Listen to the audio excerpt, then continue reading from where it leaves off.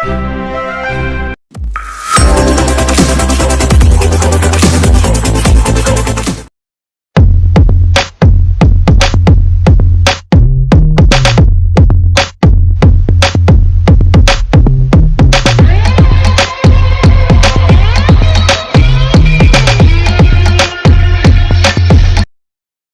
nature. My nature is that if I see something incredibly wrong and unfair, I want to do something, stop it. So I declared as a young man to stop racing. So and here I am. I'm 50. Let me see. Tomorrow I'll be 55. Okay. Here today on the WNR, we're interviewing Aaron Payne, and he does 3D artwork. You want me to stay in animation too? Yeah, you can say that. All right, I forgot to say animation. It's no cut on this, so if you got that, you got it. Okay, so tell them a little bit about All right, my name is Aaron Payne, and I've been learning animation for over 20 years, about 22 years. Um, it started years ago when I was trying to make a comic book or something, and I got my first computer back in 2000, I believe it was, no, 1999. It was actually. I got my first computer.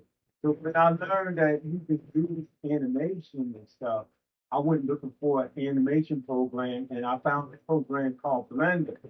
But at the time, it wasn't a lot of documentation, and I just had it on my computer. I was playing with it. I was trying to do what I could with it.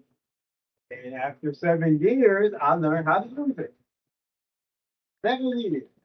So I always wanted to be an animator. I always wanted to make art. it. So tell us more about your childhood. Have you always wanted to do 3D since you were a kid? Like, has this, like, he's an animator, y'all, so has this always been your dream to do it? I always wanted to do animation. When I was a child, I didn't have the knowledge to make an animation. So I used to grab books and stuff on my mom's shelf, and I used to take and I used to make animations like up in the corner, even in the Bible. Oh, my mom got me on that. I made like a bouncing ball. No, I would take the books and I would make images like right in the corner where you could barely notice them. And I would have like bouncing balls or a dog or a person running. Like you would pick up a dictionary in my house. I love dictionaries because they were big. And I would make a flip book out of it by putting an image on each page. And then you could flick it, and then I got so good that after a while, people would like my brothers and sisters would ask me, what is like, what's the latest that you did? And I would be like, see that thesaurus? Look in there. And then you would see like a man running and the car hitting them. Yeah, so Yeah, that was my first. it sounds like your childhood was very eventful and you made it that way. Like, oh my God. Has any of your peers ever wanted to do it? Like, have you even encouraged them, like, come on, let's do this? Like, I did like I had a younger brother, but he didn't have the patience too much for it. He liked drawing. A lot of my family was artists, and mostly they would draw their things. any names, like names of family members? Well, I had a brother named Alex. Hmm. He was an artist. He draw very well. He liked acrylics. He liked uh, oil paints. Then you see, I had various brothers. I had like what of me it's seven brothers and sisters, so I'm eight of them. Yeah. They all had artistic ability in different areas. So I like animation, but I did draw and paint. and I love making things out of cereal boxes and cardboard boxes. Oh, I went Oh off. my God, you going in my field You know what now? Let me get it. All right. I made like the Star Trek spaceship out of a cardboard box now. Hmm. with lights on it. And yeah, the USS Enterprise. Now painted it, yes, out of cardboard, about yay big. And I made transformers that actually could transform out of cardboard box. So since you did all those fields in art, what was the one thing that you could say that made you go directly to animation? Like you said you did cardboard, you said you painted, you drew. What was the thing that said, you know what, this is for me. Animation is for me. We're really from the start. Like when I start looking at cartoons and stuff, I wanted to be an animator. I was just drawing and making stuff out of cardboard Hmm. because I didn't have a means at the time to make animation. Okay. So, but I always feel knew in my heart I would pursue animation somewhere in my life. But what got you to directly direct your art to just all African surrealism? Okay, that's a great question. I should have. Oh, right. Well, as I used to live in South Philadelphia around a single digit numbers, around 8th Street. And back in the 70s, it was a very dangerous place for us. Those who live in my neighborhood, it was a radius of probably about 20 blocks, 30. And outside, when we travel outside of our neighborhood, we would unfortunately get attacked by a lot of racist people. You know, unfortunately, we had to go, so we had to constantly be aware of that fact when we venture out the neighborhood. So we were chased and stuff. And as a small child, when I was first, I was about 7, when I first witnessed this horrible reality. I saw a friend get attacked in front of me. And as a child, you know, you're gonna ask why? What's going on?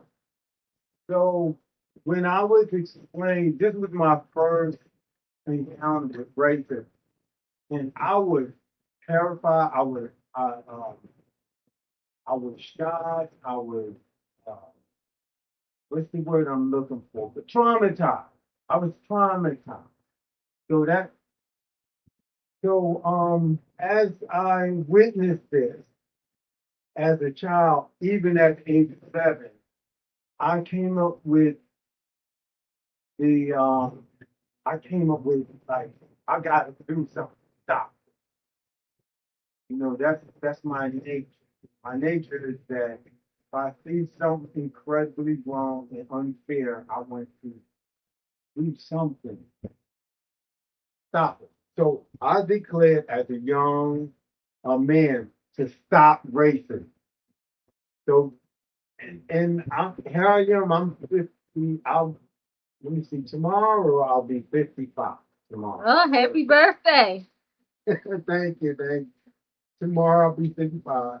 So yeah. So yeah, all my life, you know, as far as I can understand, I was against racism, actively using my art to talk against it in any way, shape, or form I could. So, do you have any plans on how should I put this? How do you bring your art to the masses? How do you bring your art to the people? All right. I did some research and I've contacted some of the platforms. Now I didn't like the process that like they would like take a lot of money off you, and I felt like it was a rip off. So I say I believe I always did believe in taking my art, whatever I make, and just take it to the masses, no middleman. So I did do research into a middleman. There's other platforms and other means, but in the end, I now plan to take my art, my animation, my 3D animation. I'm gonna put them on a flash drive, and I'm gonna sell the flash drive. You can actually use a flash drive to view media from. Like you can use a flash drive on your television. You can with an adapter, you can use a flash drive with your telephone, with your phone. You can use it with a lot of media type electronics. So that is how I plan to like. It's gonna my animation will go from me to the people directly, no middleman, and we're gonna see how that works. I'm just gonna make it work. However long it takes, people gonna have to get used to having different So mediums. tell us, what are the things you're working on now? Oh, okay. To me, it's, yeah, okay. All right, right now I'm working on a mini series called Just Schooling.